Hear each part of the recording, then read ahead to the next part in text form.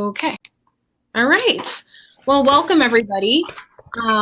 If you are just joining us for the first time, we're happy that you're here. My name is Rachel, and this is Josh. And Hello. we are an accountant, which would be Josh, and a lawyer, that would be me, walk into a bar. If you were with us for the first installment, welcome back. And we're excited to be continuing down the journey of growing and scaling a brewery. So with that, we'll get into like the formal introductions. So, you know, when I started creating the materials for this, I think it was like that blurry screen that flashback or like go into like a weird dream sequence or something. And it's like imagine that your brewery has been around for about 1 year now. And you're in your celebrating. It's the end of the night. You've been drinking your beers and just celebrating that it's been a year that you've been operating this thing. And you're like, okay, so now what? What do we do now? We accomplished this big goal. We got started. We dealt with all of the pains of construction and figuring out our beers and figuring out the names, probably changing them several times. Hiring people, firing people, most likely, making it through that first year is a massively huge milestone. And everyone who has done it in any business should just be patting themselves on the back. I am doing it as I speak because I've been doing it for 8 years now. But now what do we do? What's the next step? Where do we go from here? And so when Josh and I were talking about, the next years and beyond, what things do we need to be thinking about? And because we had 5 areas last time, I think we thought 5 was a good number to deal with this time. So the 5 areas that we wanted to kind of focus on were processes, people, additional capital, strategic planning, and expansion. And so we're going to take each one of those like we did last time. And as you can see, we have graphics this time, so it's a little bit more fun to look at. So let's jump into our first area, which would be processes. So when we say processes, Josh, I'll punt it over to you. When we were talking about processes, what were you and I kicking around? Yeah, processes, anytime you're trying to grow or scale a company, you have to have these kind of core processes in place that everyone knows and understands and gets. Probably because if you don't have them in place, then everyone's kind of doing their own thing, and you can't grow a business that way, right? If no one understands how this particular area of the business works, you're not going to you can't grow. You can't get out of the cycle that you're in. You can't remove yourself from doing some of that stuff, right? And so when we talk about process, it could be a lot of different things, right? Obviously everyone's got the beer brewing process pretty down pat, right? Like that's the thing you do, we right? Hope so. Yeah, we hope so, right? if that's a every time first year, I hope at least you now know how to brew a beer. Yeah, it shouldn't be a surprise each time you brew. Like, what do we do now? Like, how does this thing work? See, everyone's got that process down, but it's the other processes that kind of are around the business, the actual kind of business type process that kind of sit around that. Are the ones where people kind of like, I don't know what to do. I'm just kind of figuring out on my own. Like, there's not a set way I'm going about doing it. And so we kind of, we'll talk through some of these kind of processes that kind of sit around there. But I think it's kind of important too to kind of look at, okay, why are these actually important? Why do we actually need these, right? I think one of the biggest thing is really kind of that consistency. So if you're growing your company, right? Like the way you do it should be the same. Every process should be the same every time, right? Whether it's the we're opening up for the day process, or we are hiring, or we are selling our beer through distribution channels. Like, what is that process and how are we doing it?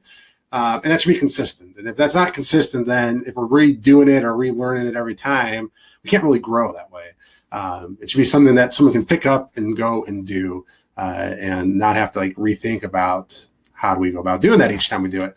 And I think it's also important too because it brings in some structural elements to the brewery. And I think for a lot of brewers who are very creative types, structure can be something they're trying to avoid or not necessarily want. But in order to have something that can actually grow, you have to have structure in place. It's like building a house, but not like putting in the foundation and the load bearing walls and things like that, right? If you have a nice facade outside outside your house and looks up great on the outside, that's great. But if there's nothing inside that's actually holding it up, as much as duct tape and good wishes, right? Then that's not going to actually be something you can build on, right? It's not going to stand that. And I think too, one of the things, particularly as breweries grow, a lot of times the owners are very involved in every process, and at some point you want to get away from that, right? At some point you want to take a vacation. At some point you want to actually do what needs to be done for growing the brewery and not have to be working in the brewery constantly. And so putting these processes in place gives you that freedom to basically allow other people to take that process, execute that process without you having to be involved each time that happens. So whether it is, even like in brewing a beer, right? Like at some point you're going to have to hand this off to an assistant brewer or someone else, and they should be able to take what you've done and be able to execute the recipes, execute the finished product. So when you're not doing it, they can actually do it and get that same result. And by doing all that stuff, by the consistency and the structure in place and the freedom, that allows you to then scale, right? That allows you to then have those processes run in and continue to occur without having to be involved in it, and allows you to grow. And also add in more people, and when you add in more people, they can execute that process and not have to redo the process each time, right? So I think process, in any business are really important, but as you're trying to grow and scale, really having those are important to be able to do that. I second that. And thinking about, a lot of what we're going to be talking about, probably everything is obviously tailored to our brewery, but at the end of the day, these are any business needs to go through these types of things. And I've owned my business for almost 8 years. And I can say that, when it was just me sitting at my desk, I created whatever process seemed to work in my very strange brain. And so when I brought people in, I realized that I'm really weird, and my processes may not be the right processes for everybody. No one understands them, and they're inefficient. So it's not just having processes, but are these the best processes? Are they the most efficient? Are they getting the job done? And, as you said, Josh, I think that breweries owners, people get into brewing beer because I think they want to get away from some of this corporate stuff we're talking about. And I think, and I get that. I do. But I can say this, the second that you are pulled away from your business, be it for a reason because you've got a family emergency or something, or you actually want to take a vacation, because like it or not, you're going to want to do it. Like while brewing beer, probably is the super funnest thing ever. You're going to want to go sit on a beach at some point. And you're not going to be able to do that if your people don't know how to do stuff while you're away, or you're going to go away and you're going to get called every 10 seconds. And that's not a vacation. So the point is that soon the business cannot simply just rest on your shoulders alone. You've got to learn, you've got to put these processes in place. We're going to talk about delegation. And I speak for anyone who has ever grown a business. It is hard. I'm not making light of that. It's emotionally hard, but it's important that we point that out. And we're going to kind of dive in a little bit to more specifics processes that we think are really important for the brewers out there. So the three that we identified that we wanted to really kind of touch on today were selling and marketing, distribution, and R&D. So selling and marketing, what is your process so you make your beer, and now you've got to get it into the bellies of your very, very enthusiastic consumers. So from fermenter to belly, how is that happening? Do you know how that's happening? More important. And we call that, in the world of marketing, it's marketing channels, your marketing mix, if you will. And there's probably a lot of different ways that your beer and the name of your brewery and your brand is getting out there. So we obviously have sales reps. Hopefully at this point, you've gotten to a point where you've got one or two that are going out to retail establishments, and they are pounding the pavement, selling, getting accounts to sell your beer. So that's one process. Branding. Obviously, at this point, we hope that the name of the brewery has been cleared and trademarked. The beer names have been cleared and trademarked. and that we find that the public is liking them, that your target audience is finding you, liking you, and all of that is working. I like to tell the story of, if anyone's familiar with Goodwood Brewing up in Kentucky. That was not the original name of that brewery. I think it was Bluegrass Brewing. And they just were struggling. They were struggling for a really long time. And the owner of the brewery, and I saw him at a conference a few years ago. He said they brought in an outside marketing team and they completely rebranded everything, because their kind of differentiating factor is that all of their beer touches wood. They age everything. And so hence the name Goodwood came about. And it's been a much more successful branding for them. So is your brand doing what it needs to be doing, or do we need to think about rebranding? And I know that sounds scary, but now is the time you want to really be thinking about that. You never want to, after your first year, you don't start sitting on your laurels and thinking to yourself, oh, I'm just going to, just let it coast on through. Well, yeah, you can, but that doesn't mean that you're going to, be profitable and grow and expand. The point, if you're watching this webinar, the hope is that you want to continue growing your business. So content, I say web content, but that also can include I think the fifth bullet down, print advertising. Your social media, your website content, or any other outlet of media that is talking about your brewery and your beer. Any events that you're doing, internal and external. If you're doing, if you're having, trivia nights, are you doing live music? Are you doing, now the big thing is yoga with beer, all of these things. And then of course, going to festivals, going to conferences. I'm wondering if a lot of people are not on this because GABF is starting, those types of things. Are you maximizing your appearance at these things? And then other new marketing channels. Seriously, who knew that people are going to want to grab their yoga mats, roll them out in a brewery, and drink beer while doing yoga? That's the thing. It's not just you do yoga and then you drink a beer. Now it's doing yoga whilst drinking beer. Who knew that was a thing? It's like goat yoga. It's like this new fad thing. So, pushing yourself into newer things, trying out different, maybe sponsoring new types of events that no one has sponsored before, always making sure that you are staying relevant, current, and fresh with all of your marketing mix. Josh, did you want to add anything on this? No, I think you hit it all there. And I think this is one that you really want to spend some time focusing on, whether it's someone internally or you hire that out, but have a focus that you're staying on this.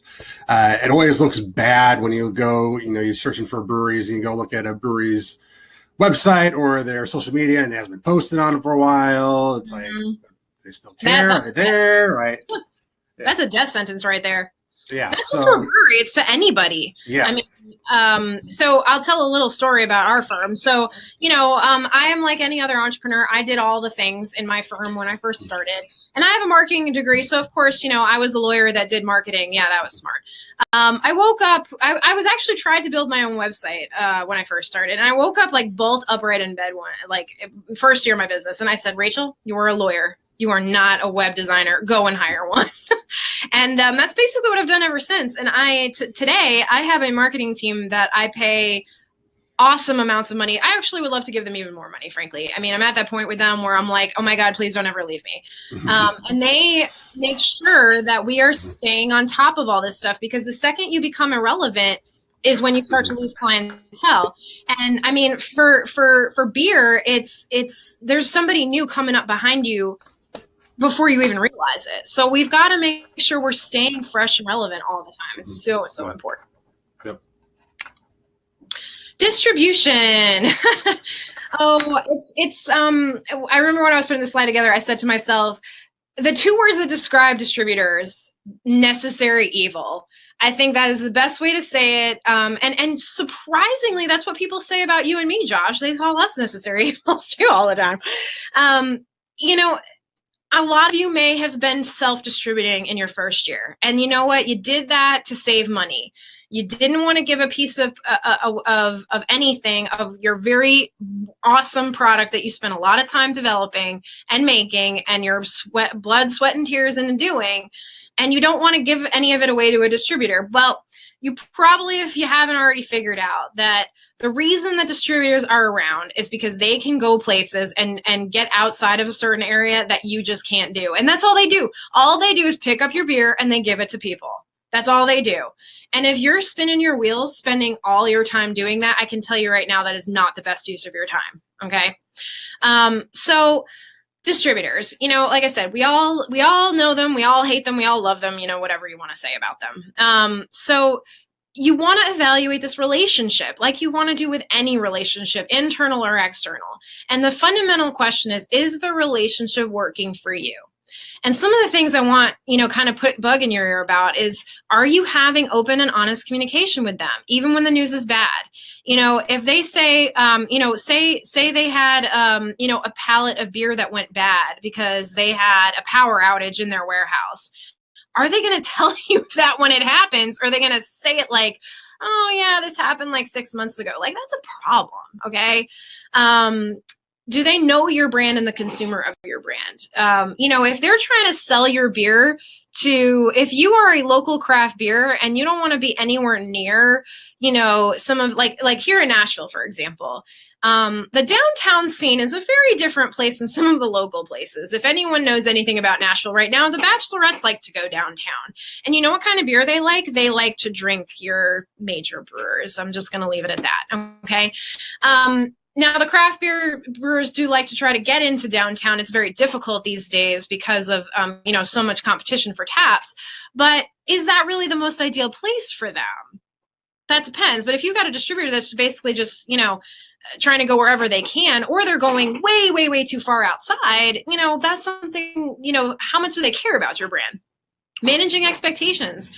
Did you expect that your distributor was going to really, really champion your brand? If you did, then you didn't talk to enough brewers before you started this thing, because there's very few distributors that do. I wish I could paint it a different way, but there just isn't. I know in my market, it's just not done. Now we are seeing, I have a client that is a distributor, and he probably loves craft beer more than he loves his family. I'm pretty sure that's the truth with him. And he is the biggest champion of the brands that he distributes, but he's a rare one. He's a rare one. The big guys, they will champion major labels. Like Lippman Brothers, they carry Jack Daniels. Yeah, that they're kissing ass to Jack Daniels on a daily basis. If Jack Daniels is unhappy, they know about it and they fix it. But if really tiny startup brewery is unhappy, they don't care. And so you got to know that. So, fundamentally, are they truly invested in your brand and your business goals?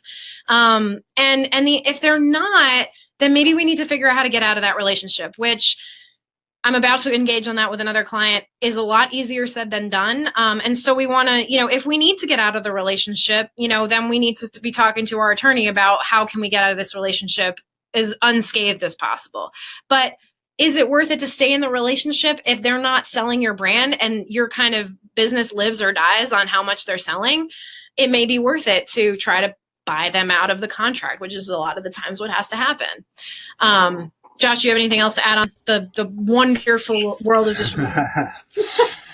Yeah, I think with distributors, when you first sign on with them, they are going to love you and think you're the greatest thing in the world, and then that ends 2 weeks later when they sign on the next brewer, right? So I think what Rachel said, having that open, honest communication, being invested in that relationship and making sure that they still understand you, that when you make major changes, you let them know. Like, if, hey, we're rolling out this beer series, let them know about it. Keep them knowledgeable in that, because they are representing a bunch of different breweries. And while they would like to keep up on all of them and understand exactly what's going on at every single point in time with everyone's brewery, that's not realistic. So you need to be proactive in that communication, and do the work of providing them that information so then they can go and sell it. They can go and distribute it. And you're not doing that work yourself, right? But you have to have that communication with them and be proactive in that. Yeah. And, a shout out to one of our distributors here in Middle Tennessee, Best Brands. The owner of the company, he decided to host a homebrew competition. He invited several of us in the industry to judge that. And the prize was that the brewery that was hosting it was going to make the beer and then can it, and then Best Brands is going to distribute it across the state. I mean, that's a hell of a prize if you're a home brewer, let me tell you. As a judge, we got I think we had over 100 entries, and it wasn't style specific, so my palate was wrecked after that. Let's just say we went from like 30 IPAs to like stouts, and I was like, oh my God. I think we're going to change the parameters a bit, but they do intend to do that regularly. And I think, that's a rare thing. That's a very unprecedented thing. I've not seen that in any other distributors in town doing something like that, really supporting the industry. But I know that I'm sure in each of your jurisdictions, somebody is being supportive. So find that distributor if you haven't signed with them yet. And if you sign with the wrong distributor, like I said, you can get out. It's going to probably cost you, and you're going to want to just simply run those numbers as to, is it more profitable for us to stay in or to get out at the end of the day? Okay. Finally, R&D. R&D, and when we're talking about this, we're really talking about, craft beer is just innovating. The United States is some of the most innovative brewers of beer in the world. I mean, the sour movement, aging, all of these things that are going on. I mean, it's just crazy. So, I mean, you've got to start thinking about, where is the market going? Keeping track of and being aware of consumer trends.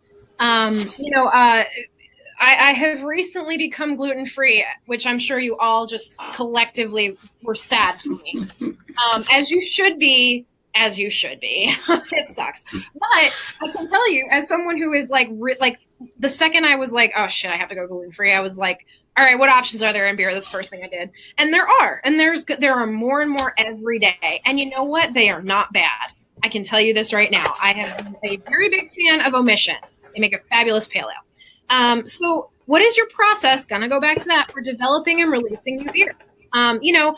Doing seasonals. And so you're developing a new beer, you've got to brew it, and you've got to release it, and you've got to plan for all of the stuff going into the release. So that could be a several month process. I mean, it could be a couple year process. If you're doing sours, it could be. You never know. And so I tell people when they're planning stuff like this, think of the end in mind and work your way backwards. But you need to keep all these things in mind. Markets, consider trends and market style preferences. Pilsners are making a massive comeback. Josh, at CBC, Pilsner. It was Pilsner, and that was, I tried at least 10 different Pilsners while I was there. If you're in a position that you're being invited to participate in a hops futures contract, good luck to you trying to anticipate trends. I mean, you already know this game. I don't even have to tell you. The amount that you have to invest in sophisticated, consumer analysis and stuff is already there. And are you keeping in step with your competition? Some other things that are happening here in Tennessee, Yazoo just sold their facility in downtown for $10 million and to open a massive facility. And they have their entire sour program has already been off-site for several years. I mean, sours are not going anywhere. They are here to stay. Okay. If you are not thinking about going down that sour route, you might want to be, because Lord, is it huge. And I don't think it's like alcoholic milkshakes. I don't think it's a flare. I think it's here to stay for a little while. Given the investment I'm seeing a lot of breweries making in doing it. So, if you're seeing that everybody else is going towards this direction, should you be going or just going the complete other way? I mean, that's something you got to think about. Yeah, I think definitely to evaluating having the evaluation as part of the process. What is your process on? Like, are we gonna chase after and do hazy IPAs? Are we gonna do brewed IPA? Like, what is our process deciding that? Did you see the hat that I saw a picture of a hat at GB? Somebody in one of our local Facebook groups sent a picture of a hat. It's like the Trump hat, and it says "Make IPA clear again." As soon as you said that, I was like, I saw the hat. Yeah. So at the bottom line, do these processes, whatever process, from marketing, distribution, R&D, are they going to allow you to grow your brewery? Okay, that's always the goal in mind here, is that growth aspect. Okay, let's talk about people. So important. So people, if you are trying to grow and scale your brewery or company, you can't do everything. You literally cannot do everything. Like you have limited. But you can't. You can't. You can't do everything. And you may want to try. You and your other owners are working at the brewery may want to try, but that just won't work. So people becomes a very big, important topic in growing and scaling the brewery, because if you don't have the right people in place, then it's not going to go the way you want it to go. So, understanding, we put these on 5 bullet points here. We'll talk through them. Who's on the team? Is everyone in the right role? Your process of hiring, that can, save you a lot by having a good process there. And if your process is weak, that may result in why you're firing a lot of people. Dealing with turnover and delegation management style. So let's talk a little bit about who is on the team. So when you look at the people you have in place, or the people you're going to put in place, you really need to kind of look at 2 different things. Do we have the right people? Do they understand your core values? Do they understand what and get your brewery? Do they understand what's going on there? And then do they get it, want, and have the capacity to do the job? And that comes from, if everyone's read the book Traction by Gina Wickman. The Bible of growing your business, okay? Yeah. We're going to talk about it at the end, but it is. You want to get the book, yeah.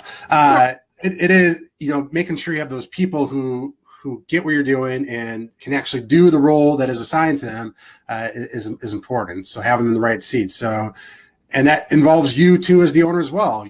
You may be sitting in doing the sales part or the self-distribution, and that may not be your forte. You may have drawn the short stick at the brewery, and you're doing that, and that may not be where you should be at. So understanding what that role you have and being accountable to that role you have is also important, and understand and making sure that we have the right person in the right seat.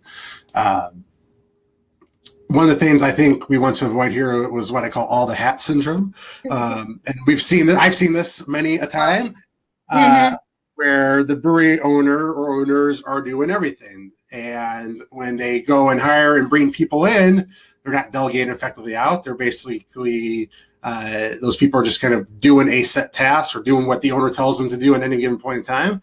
And the owner is still in control of everything. And that, again, doesn't scale. You may have 10 employees now or 20 employees, and you think, all right, we can do this. But if you have not gotten yourself out of the places you shouldn't be in, the brewery just can't grow. And if you're wearing all the hats and you're handling the sales function, brewing the beer and working the tap room and doing the books and, handling the marketing aspects, right? Like that just isn't going to work. Even if you have people that you hire to do that and you're not effectively delegating that out to them, and you're still in control of that. Do their job. Exactly. Yeah. Yep. Basically what they end up being is, they're servants to that particular thing you tell them to do, and they're sitting around saying, what can I do next? What can I do next? And they're not owning the process that they should be owning. So you want to avoid that when you're looking at, okay, who are we bringing in and who are the right people, both either internally people we're hiring or externally the people that we are, whether it's your lawyer, accountant, your marketing person, what roles are they filling in the company. And ultimately making sure everyone is also in the right role too. And that again starts with the leadership. We mentioned up here all the hats again, but I've seen situations where you have 2 owners, they're 50-50 owners, and no one is taking control of the situation. No one has the delegated accountability of what needs to happen, what they're responsible for, and where they get to make the decision. And so then everyone stares at each other and points at each other, and nothing actually happens. Or we get in a situation where we have too many people, too many cooks in the kitchen, basically, and no one is responsible or assigned responsibility for a particular role or task or seat or job in the company, and everyone's trying to do everything and get in each other's way. Another thing we see too is no one is leading the company, right? So someone's got to be in charge and make kind of the final decision, and no one's actually doing that. They're so focused on doing their particular sub role. They're focusing either brewing the beer or running the tap room, that no one's actually looking at the top level and saying, okay, what are we actually doing here? What's our plan? So it starts with the owners who are working in the business, the leadership. They have to have assigned roles, assigned accountability of what they're doing.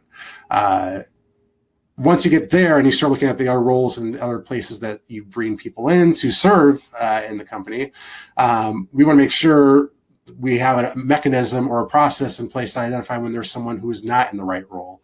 So if we hire someone as our taproom manager and they are letting all their friends drink for free and they're not keeping after their the bartenders and being on time, or keeping the drawers tallied out at the end of the day, that that person is not fulfilling the role, and we need to get them out of that role. Otherwise, we can't grow. If we're giving away all of our beer for free, we're not going to grow, right? If there's no control over the cash drawer, we're not going to grow.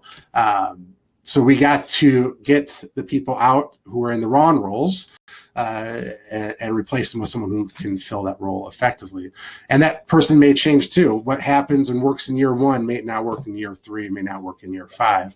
And as the company grows, if that person can't grow with that role, then they need to be moved on or changed, or someone else has to fulfill that role.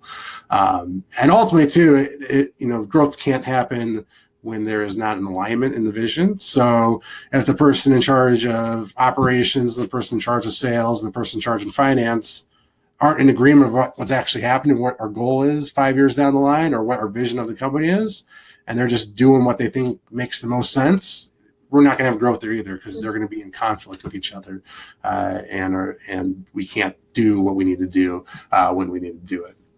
And I know we keep kind of coming back to processes, but I find there's actually quite a comfort in process, because the first time you hire someone, you might get to a point where you just have a really hard time because there's an emotional thing about letting them go. They may be like the worst taproom manager ever, but you just can't fire them because they're your buddy or whatever. Yeah.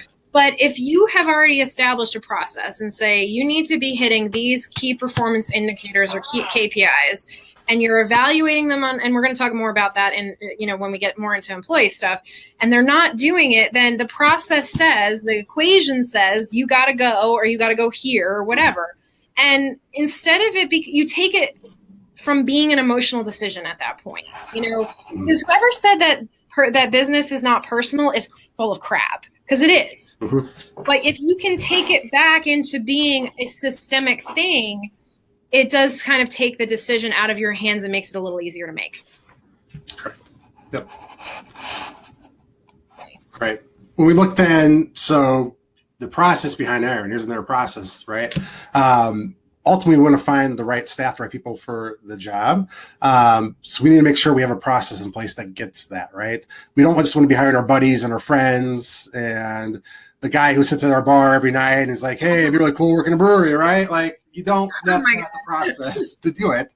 I've seen that happen. It doesn't work. It's a failure here. So what is your process in finding qualified staff? Where are you going to look for that staff? What type of experience do they need to have when they work there? Whether it is, whether it's in the tap room, or it's in production, or it's in packaging, or it's in sales. Are they qualified to do that role? They can't just be your buddy or your friend or someone you like or a family member.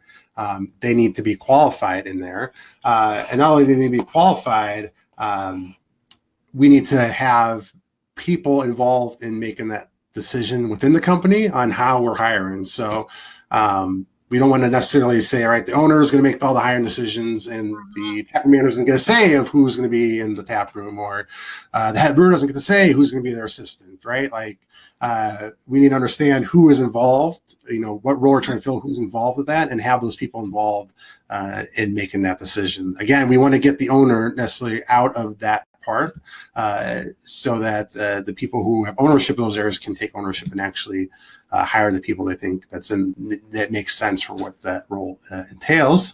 And I think they're part and parcel in this too is making sure we're hiring for the culture we have, right? So if someone's not the right fit, someone doesn't buy the vision or the culture or what's going on, hiring them and hoping they change is not necessarily going to happen, right? They're not going to change. So they need to be a right fit. You're not going to change them. They need to be able to fit what's inside. So they could be very highly qualified, but if they're not the right cultural fit, then that's not going to be the right hire that you have. So building that into that process. And I've seen where breweries they'll have different people, who they be working with be part of the hiring process or doing an interview. Just to assess, hey, would it be would have a good working relation with them? Would they be good to work with? And getting that buy-in. And if there isn't that buy-in on that culture piece, then they may, we need to look elsewhere for hiring. And you might want to think about, so one of our local breweries here, they're opening a brewery that's going to be associated with a university out in the Murfreesboro area.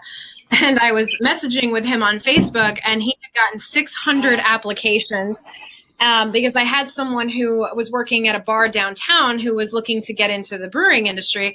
And he says to me, Rachel, if he fills out the application right, he's going to get a phone interview. It's that we're at that point. I was like, oh boy.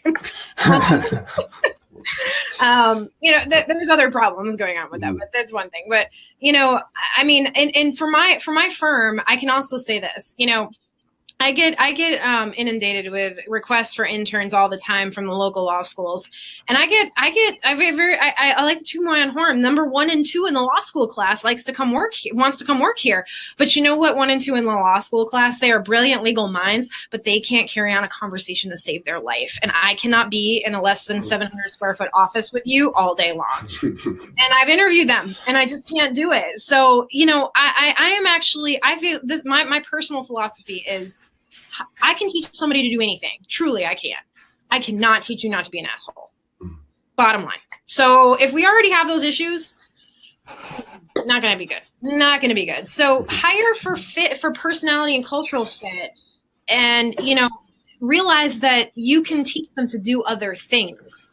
If they are bought into who you are and what you do, I guarantee you that they'll be enthusiastic enough to learn whatever it is you have to teach them.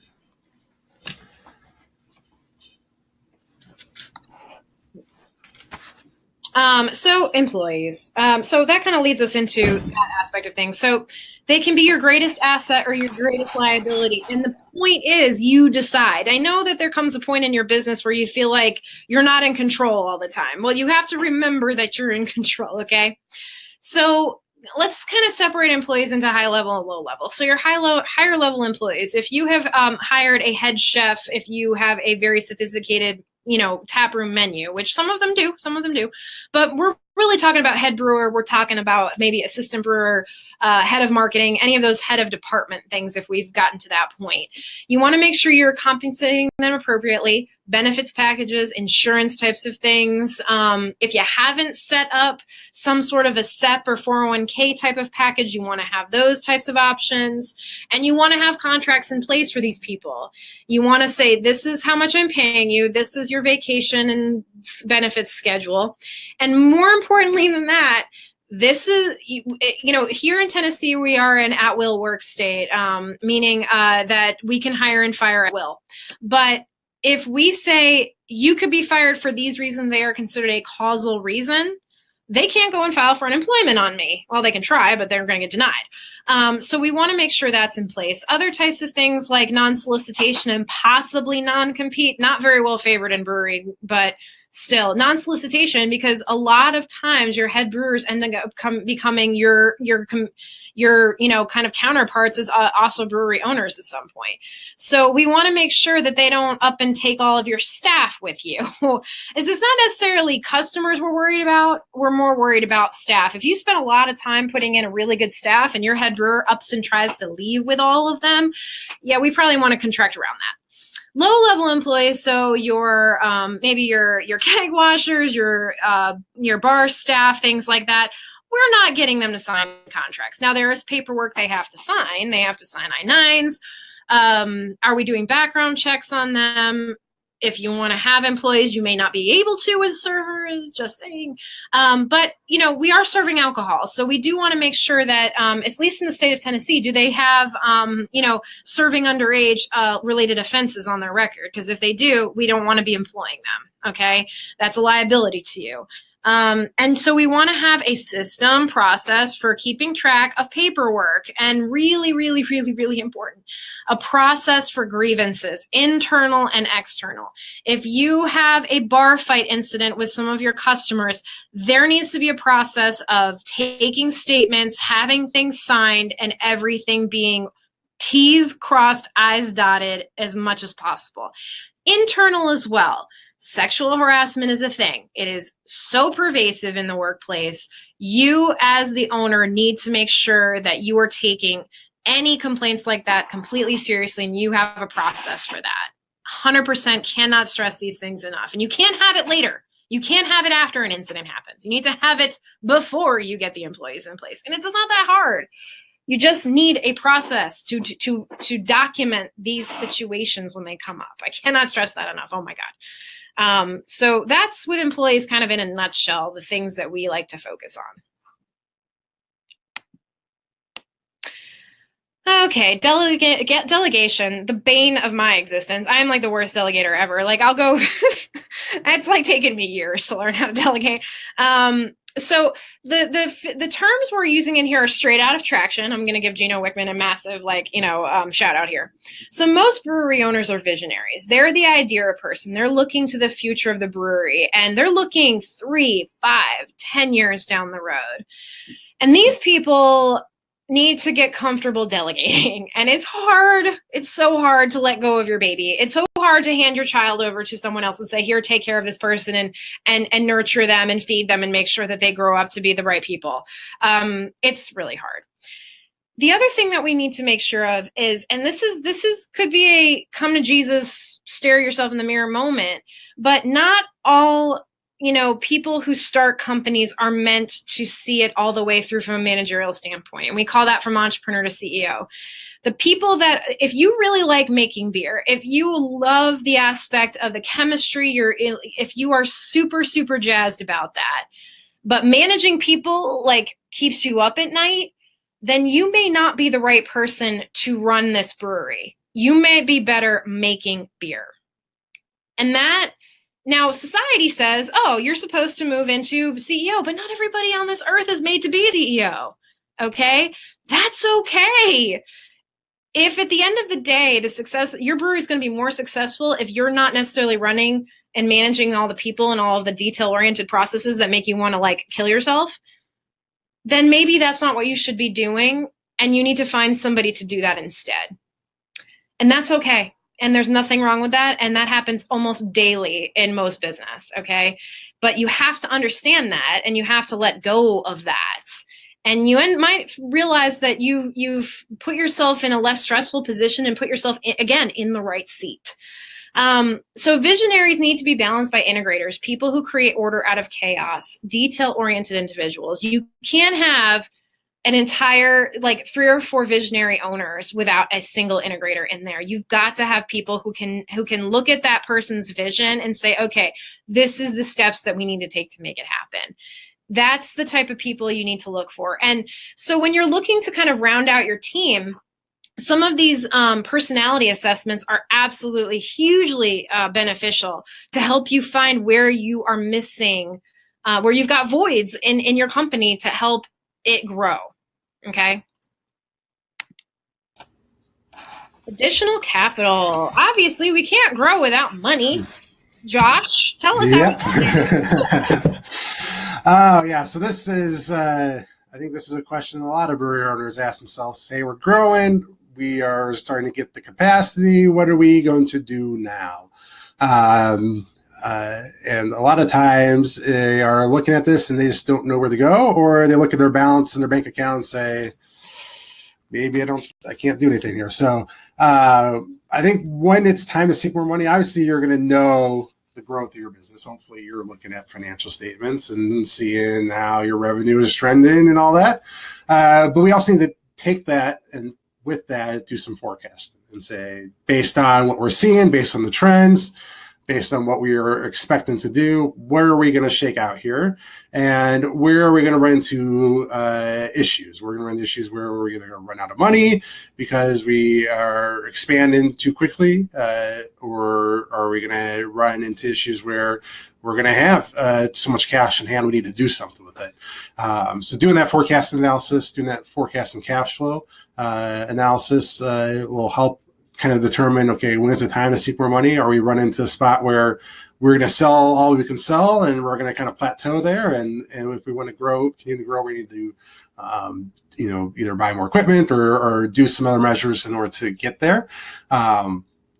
And with that, that's kind of more the qualitative or the quantitative part of it. When you look at kind of the qualitative aspect of it is, what is our plan? I think, for a lot of breweries that year one is, hey, we're open, we survived, we made it, like, this is great. What's the plan 5 years from now, 10 years from now? Is the plan to be a hyper local brewery? Is the plan to be the next New Belgium? Is the plan to, I like to call that world domination. I always ask, world domination. Yeah, world domination, because that's a very different thing than I just want to, serve some beer, mile radius from my location. yeah, and sketching that out.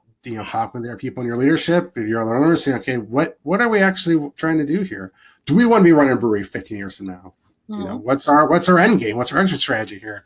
Talking about that stuff now and thinking about it and planning for that is important, so you don't get into a situation where then you lose control and you don't have any options. In the book that I just read recently, Barrel Aged Stout and Selling Out, which is a whole about Goose Island, where it started, it grew, and then it was acquired by Anheuser-Busch. They got into a situation where they were growing so fast, they needed additional capital, but they didn't really plan for that. And to get the amount of capital they needed to open up a second brewery location and to do what they needed to do, there was no banks at that time willing to throw money at them. Investors were hard to come by because craft beer was still in its very infancy stage in 1990, in the late 90s, early aughts, and they didn't really have a kind of clear plan of what they wanted to do, and it really got themselves to the point where the only option was to sell their brewery to a larger brewery. That was the only option on their table, and they couldn't do anything else, right? And ultimately, we don't, while that's great and they got paid out and all that, that's not what you want to do. If you don't want to sell to Anheuser-Busch or to Miller at the end, you want to have some options in your tool belt of where you actually want to go and what your options are. Is it keeping it in the family? Is it, having to be employee owned? Is it selling to some other brewery at some point in time? Having that plan in place and working towards that is something that's needed early on. And if you don't, and if you're just kind of growing willy-nilly and ad hoc and you're not actually planning towards something, then that's where you can get a situation where now you're running out of options. And then, the best option is not maybe the option you want to take at that point in time. So here's a troubling statistic. Okay. I'm going to tell you something that nobody knows. Okay.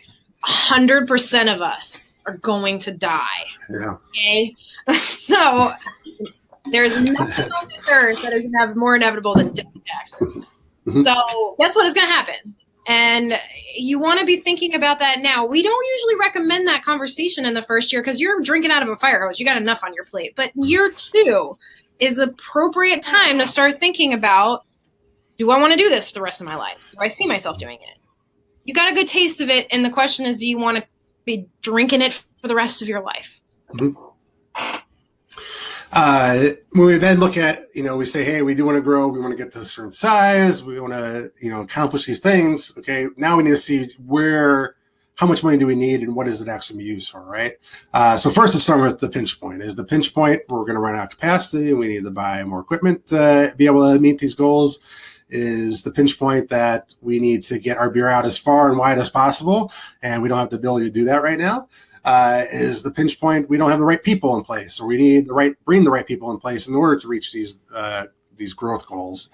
So figuring out what that pinch point is, and then we can identify, okay, how are we, we have this pinch point, we need to buy 4 more fermenters in order to reach our growth goals in the next 2 years. Where is that ultimately money then going to come from? Where we know what we need to use it for, we know what we need to do. Where is that money actually going to arrive from? So either it's going to arrive from the operations of the business. So you're doing so well, you're saving some money and retaining it. At some point you have enough there, you can go and buy that piece of equipment or hire that person or invest in expanding your footprint. Or you don't, and you need to get that money from somewhere else. And when it comes to that, getting money from somewhere else, we identify that's either going to come from basically 2 places. One, we're going to get investors. So people are going to put money into our business, or we're going to get debt financing. And so we have to identify, okay, which one of those is our best option if we need to get that additional funds. So if we are looking towards investors to provide that, If we already have investors, are we going to go hit them up again and say, hey, we got these plans, we need your help here?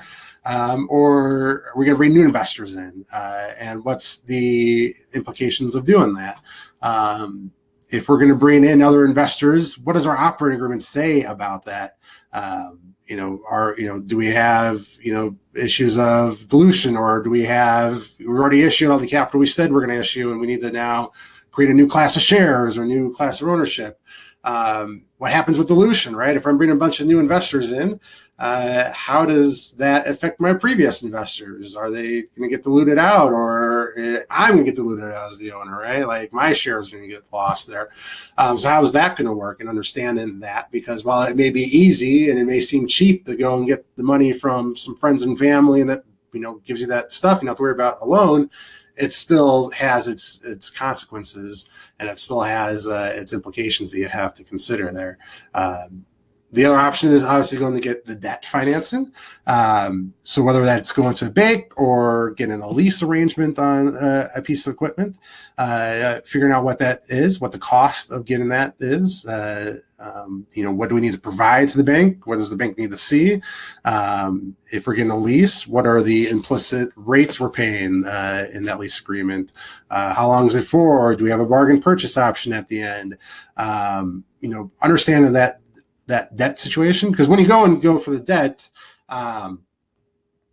you can't go in that well too many times, because the bank isn't going to, once you reach a debt capital ratio or other parameters in there, the bank will stop lending to you. They say, you've kind of reached your fill of debt, so we need to use that strategically and not just go and grab some lines of credit or rack up some credit cards and buy stuff doing that. And you don't want to take these types of investors you can't really do impulsively, but debt you can. It's very easy to wander into debt. You can't wander out of debt. Okay.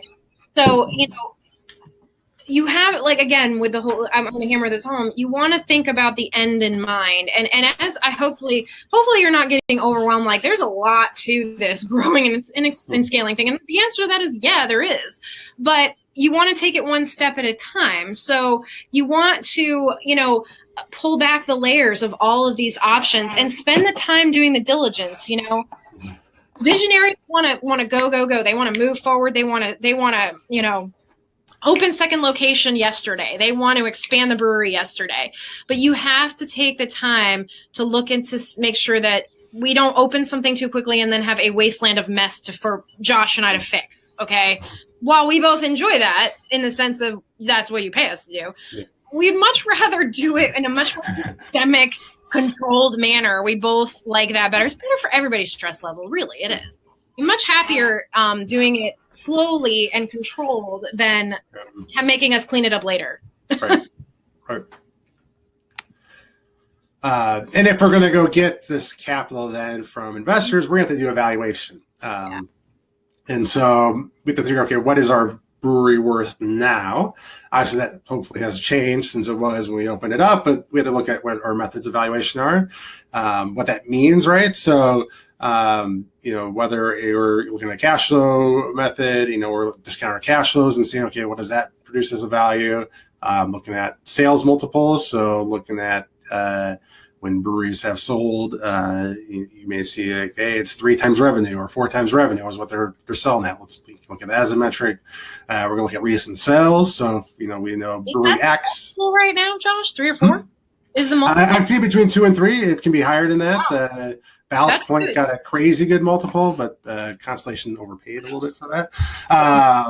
The panic pot. I learned something today. We have recent sales, so if there's another brewery that's kind of similar to us and they sold for a price, then that kind of gives us some values. Or we can look at what are our assets, what's the actual equipment, and put a premium on that. But we need to look at all those kind of in tandem, right? We can't just cherry pick what the best value is and say, oh yeah, I saw Ballast Point sold for 16 times sales revenue. That's what my brewery's worth, right? That's not going to fly. you know. We can all hope that's the case. And you know what? You hear all these stories, but most of those are confidential, and I guarantee you they're full of crap. It's like telephone, where it starts and where it ends ain't the same thing. So just be very wary and take those types of things with a grain of salt. Right. Yep. And when we look at it, we look at these all in kind of tandem with each other and see what they all say. And likely some of these valuation methods are going to say similar things. And so we can have a good sense of what our value is. And then we need to assess, okay, do we need a form valuation? Does our legal agreement say that? Do our new investors who are coming in want that? We can do a little like, hey, it's 3 times, our gross revenue is like, here's the value, right? And a potential investor may not buy that, or I call that the quick and dirty valuation. Most investors are pretty. They can do math too. Yeah. So I'm a fan of the valuation process. I don't think you need to do it yearly because it does get relatively expensive. But like maybe every 3 to 5 years, it's not a bad. It gives you a great snapshot of where you are and possibly where you could improve. It really is a good thing to know. Yep. If you're going through this, looking for investors, you're going to have to go through this process and have this valuation, unless you have a rich grandpa who's just going to throw money at you and they don't care. You're going to have to go through this, right? So understand there's cost to that, right? If you need a form of valuation and you're bringing in a valuation firm to do that, there's going to be an expense to that. You need to factor that into the money you're trying to get, and understand what that entails. So. And if the valuation does not come out to where you thought it was, then you need to assess the ramifications of that as well, because you can't just forget that valuation that happened. You have to, now that's a piece of evidence that we have, and we have to deal with that. All right. We've got like 4 minutes, so we need to blitzkrieg through here. Strategic planning. I feel like, I'm talking about all this stuff, and all this stuff like jazzes me up because I actually enjoy all this kind of stuff. But hopefully not all of you are just groaning like, oh God, I don't want to do any of this. But goal setting is so important. And I love that we're doing this talk now, because now is when you want to be sitting down with your team to talk about next year. It's not December. It's not January. It's now. Okay. I actually just had my call with my accountant, which was fabulous, on Tuesday. Make sure I don't get too much for April. But now you want to be sitting down talking about 2019 goals. And we want SMART goals. SMART stands for specific, measurable, attainable, realistic, and timely. Okay. So again, specific, measurable, attainable, realistic, and time sensitive. So you want all of your goals to achieve those, to go within that acronym. And you really want, and you'd be surprised at how sophisticated you end up getting with these things. I'm actually meeting with my business coach next week, and we're starting the process for 2019 planning for us. Because you've got to have an idea of where you want to be, because if not, then you don't have anything to drive towards.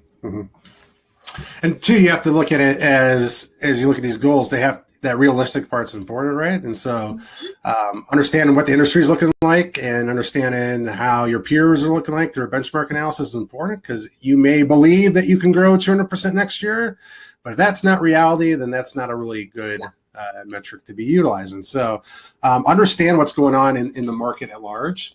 And this ultimately also gets back to forecasting, of looking at these kind of where we forecast our numbers out to be, what are kind of our high level goals, and are we, as we're doing the forecasting, evaluating that to our actual analysis, so we know, hey, is our forecast legitimate or not, right? If our numbers are way off, then we know, okay, we got to retool that forecast as a result.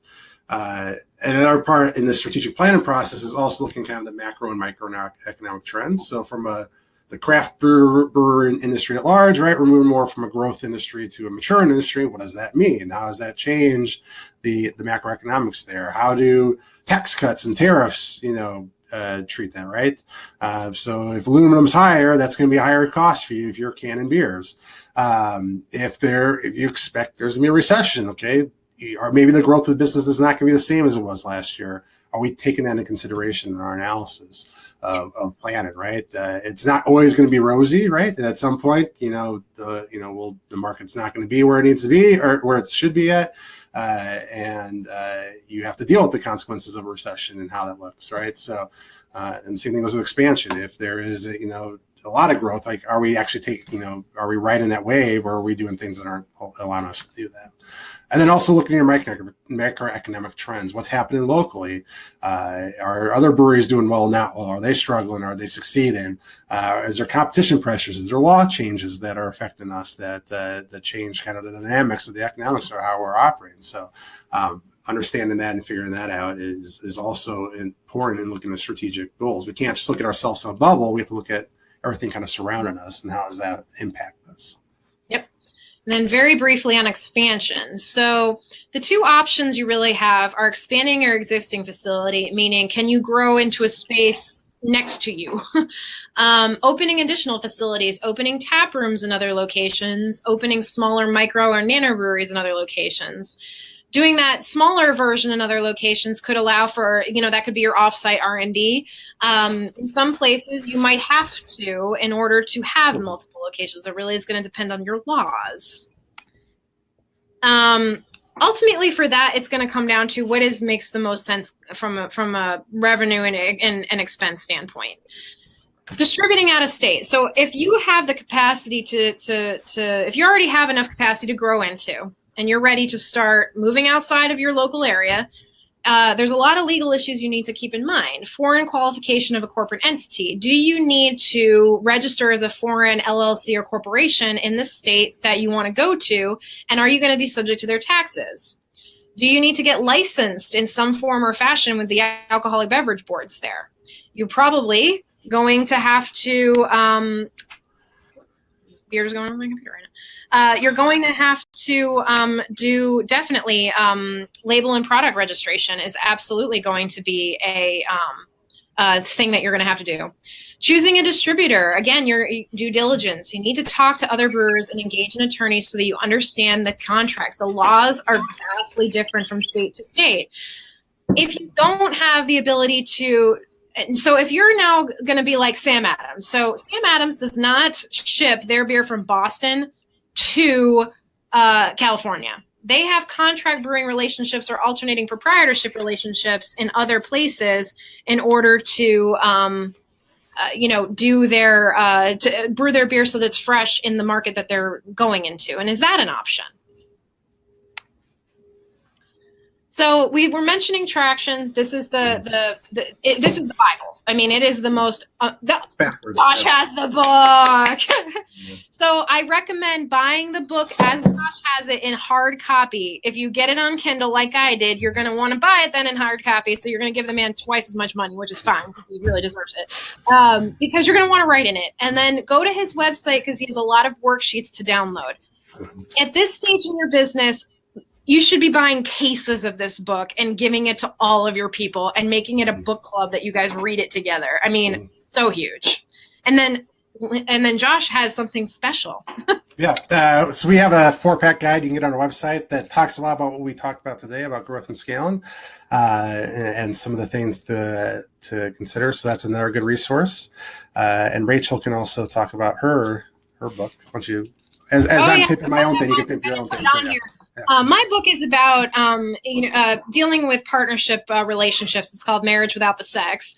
And I mean, this is a book you really should have read in year one because it's really talking about how to get into the relationship the right way. But it also has that fun stuff. If we didn't do it in year one, then you can do it in year two or really anytime. But it also talks about if we've got to get out of a relationship. So it discusses that as well. You can get it on Amazon. You don't need to get that in hard copy. You can get that in Kindle. So just a little teaser for next time. We're going to be talking about exiting because like I said, 100% of us are going to die and change and changes that come out. And I love this slide that says, we did it. Let's get out of here.